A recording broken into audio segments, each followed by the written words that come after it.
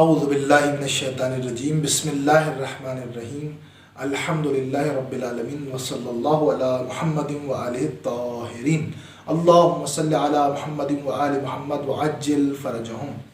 برادران و خاران السلام علیکم ورحمۃ اللہ وبرکاتہ۔ آج ایک مرتبہ پھر ہم آپ حضرات کی خدمت میں حاضر ہوئے ہیں تاکہ اپنے عنوان، اپنے ٹاپک درس عقائد، اصول دین پر کچھ گفتگو کر سکیں، کچھ ڈسکس کر سکیں۔ آج کے سیشن میں ہم جو گفتگو کریں گے وہی گفتگو کریں گے جو لاسٹ سیشن میں باقی رہ گئی تھی۔ ہم نے کل کے سیشن میں عرض کیا تھا آپ حضرات کی خدمت میں کہ پروردگار عالم کی جو توحید افعالی ہے اس کی کچھ قسمیں ہیں، کچھ کائنڈس ہیں، جس کے بارے میں ہم نے ان میں سے دو کے بارے میں کل ڈسکس کیا تھا۔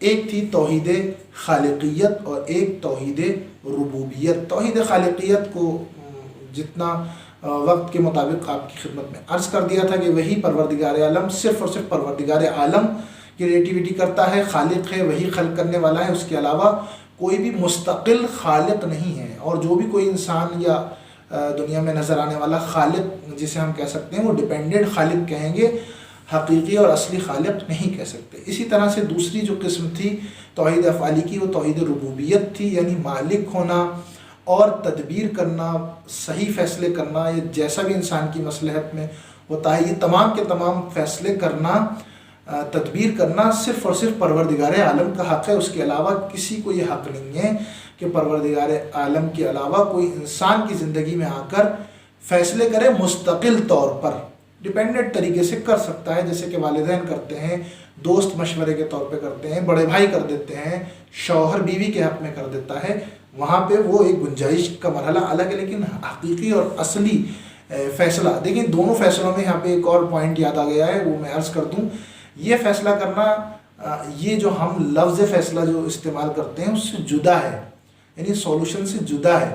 یہ جو عام سولوشن ہوتا ہے وہ یہ کہ آج میں فلاں جگہ پہ ہوں، اب مجھے کیا کرنا چاہیے، مجھے وہاں جانا چاہیے کہ نہیں جانا چاہیے، یہ ہم ایک دوسرے کے بارے میں فیصلے کر دیتے ہیں۔ یہ فیصلہ الگ ہے۔ وہ فیصلے کی جس کی میں بات کر رہا ہوں وہ تقدیر ہے، یعنی ہماری تقدیر میں کیا ہونا چاہیے، ہماری زندگی میں کیا ہونا چاہیے، کہاں ہمیں کامیابی ملے گی، کہاں ہمیں دھوکہ ملے گا، کہاں ہمیں مشکل آئے گی، کہاں ہمیں موت آئے گی، ٹھیک ہے، کہاں ہم زندگی سے بچیں گے، کہاں ہم کامیاب ہوں گے۔ اس فیصلے کی بات کر رہا ہوں، اس تدبیر کی بات کر رہا ہوں۔ یہ فیصلہ اور یہ تدبیر صرف اور صرف خدا کر سکتا ہے، بلکہ اور جو یہ عام فیصلے ہوتے ہیں یہ تو ہم ایک دوسرے پہ حق رکھتے ہیں، وہ ہو سکتے ہیں۔ لہٰذا اب ہم اور آگے بڑھتے ہیں اور آج کی گفتگو کا آغاز یہاں سے کرتے ہیں کہ جو ایک اور قسم ہے اسے ہم کہتے ہیں توحید حاکمیت، ٹھیک ہے نا۔ توحید حاکمیت کیا ہے؟ یعنی حاکم ہونے کا، حکومت کا حق جو ہے وہ پروردگار عالم کو ہے۔ گورننس جو ہے وہ صرف پروردگار کے ہاتھ میں ہے اور کسی کے ہاتھ میں نہیں ہو سکتی۔ یہ جو حکومت کا چلانا ہے، یہ جو زمام حکومت ہے، یہ صرف پروردگار عالم کا کام ہے اور یہ کسی اور کا کام نہیں ہے۔ دلیل بھی ہے، ظاہر سی بات ہے کہ جس نے ہمیں ثابت کر دیا کہ ہمیں خلق کرنے والا صرف ایک ہے، وہ پروردگار ہے، ہمارا مالک صرف اور صرف پروردگار ہے۔ تو جب ہمارا خالق ایک ہے، ہمارا مالک ایک ہے، کوئی ہے، تو پھر حکومت کا کسی اور کو حق کیوں ہے؟ بھئی جس نے ہمیں بنایا ہے، جس نے ہمیں خلق کیا ہے، جو ہمارا مالک ہے، جو ہمارا تدبیر کرنے والا ہے، جو ہماری تقدیر لکھنے والا ہے، تو وہی پروردگار ہمارا حاکم ہو سکتا ہے اور ہم پر حکومت کر سکتا ہے۔ صرف اسی کو حق ہے کہ وہ آئے اور اس سرپرستی کو انجام دے، اس حاکم ہونے کو، حاکمیت کو انجام دے۔ اس کے علاوہ کوئی دنیا میں ایسا نہیں ہے کہ جو مستقل طور پر ہمارا حاکم ہو سکتا ہے، ہم پہ حکومت کر سکتا ہے، کسی کو یہ حق نہیں ہے، ٹھیک۔ لیکن ابھی سوال تو پیدا ہوتا ہے کہ جب ہم دنیا کا مشاہدہ کرتے ہیں، ہسٹری پڑھتے ہیں، تاریخ پڑھتے ہیں، تمام چیزوں کو دیکھتے ہیں، تو حکومت ظاہری طور پہ غیر خدا کی نظر آتی ہے۔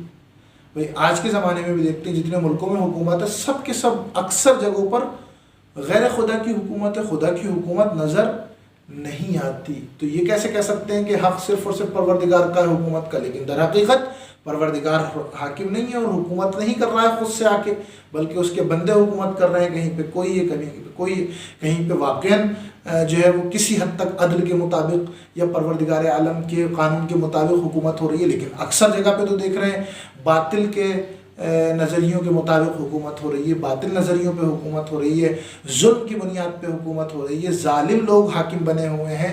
तो ये कैसा सिस्टम है, ये कैसा निज़ाम है जी। यहाँ पर हम क्योंकि दो बातें चल गई हैं, इंशाल्लाह कोशिश करेंगे कि दोनों बातों का जवाब दें। पहली चीज़ तो ये है कि हाकिम, हम फिर उसी बात पे पलटते हैं, हाकिम होना और हाकिमियत गवर्नेंस जो है वो सिर्फ़ और सिर्फ परवरदिगार का हक़ है, उसके अलावा कोई नहीं कर सकता।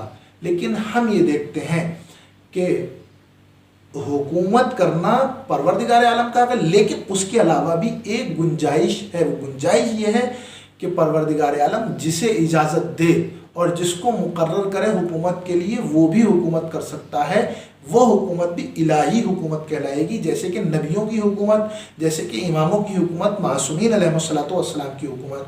ये जो हुकूमत है वही परवरदिगार की हुकूमत है। क्यों?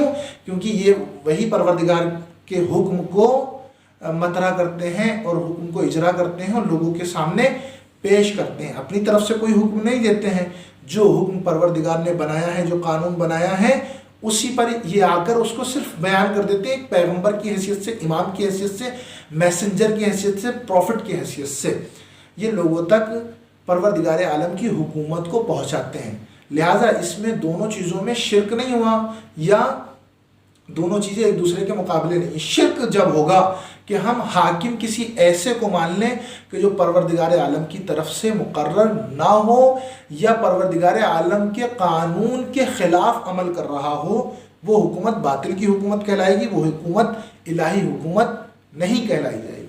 दूसरी चीज़ ये कि अब हम देख रहे हैं कि हुकूमत बातिल लोग कर रहे हैं, जालिम लोग कर रहे हैं जी। लिहाजा इसमें क्या करें, क्या, कैसे, किस तरह से जी।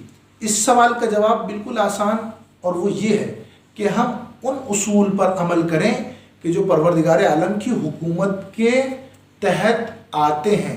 और ये जो जालिम हुकूमतें हैं ये इजबारी हैं, ये अपने जुल्म की बुनियाद पे आई हैं, इनको परवरदिगार आलम ने हाकिमियत या हुकूमत नहीं दी है।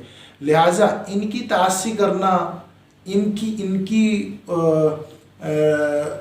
कानून पे अमल करना उस लिहाज तक कि क्योंकि हम उस मुल्क के बाशिंदे हमारे ऊपर ज़रूरी है, लेकिन अपने जहन में ये रख के उनके हुक्म पे अमल करना कि नहीं सब कुछ यही है, ये हमारे यहाँ पे जायज़ नहीं है।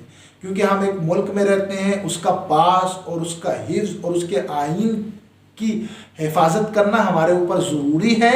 लिहाजा उसको मानेंगे, लेकिन हाकिम को वो दर्जा नहीं देंगे कि जो दर्जा परवरदिगार आलम का है। इंशाअल्लाह कि ये बात आप तक पहुंच गई होगी कि जो मैं कहना चाह रहा हूँ। दोनों में फ़र्क है, तफकीक है, उसको वाज़े कर दिया गया है यहाँ पर।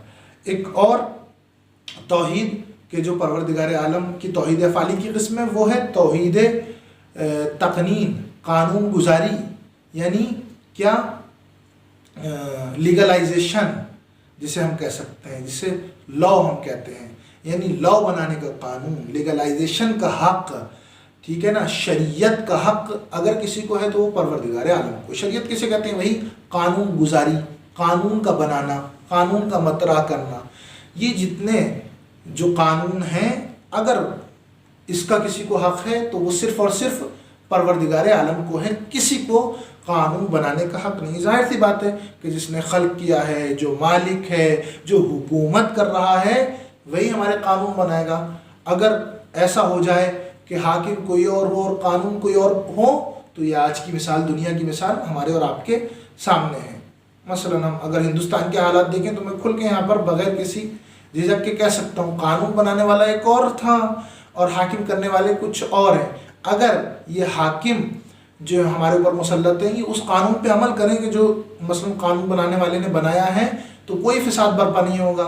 फ़साद क्यों बर्पा हो रहा है हमारे मुल्क में मसलन, या कहीं भी किसी और जगह पर भी दुनिया भर में फ़साद इसलिए बर्पा हो रहा है कि हाकिम अलग है, कानून बनाने वाला अलग है। लिहाजा हाकिम का ज़रूरी है, वो कानून बनाने वाले के लिए ज़रूरी है कि हाकिम हो, और हाकिम के लिए ज़रूरी है कि वही कानून बनाने والا ہو۔ اب پھر سوال پیدا ہوتا ہے کہ مستقل طور پہ قانون بنانے کا حق پروردگار کو، اس کے علاوہ کس کو ہے؟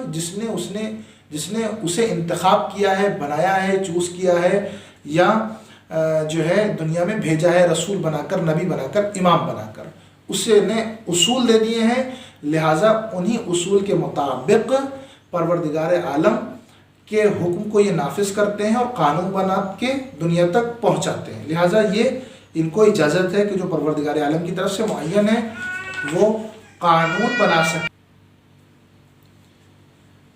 بس قانون بنانے کا حق اگر کسی کو ہے تو اسی کو، یعنی پروردگار عالم کو ہے، یا جس کو اس نے معین کیا ہے اس کو ہے۔ اب ایک اور آخری بات جو توحید افعالی کی قسموں میں آتی ہے وہ یہ کہ توحید جسے ہم کہہ سکتے ہیں توحید الوہیت۔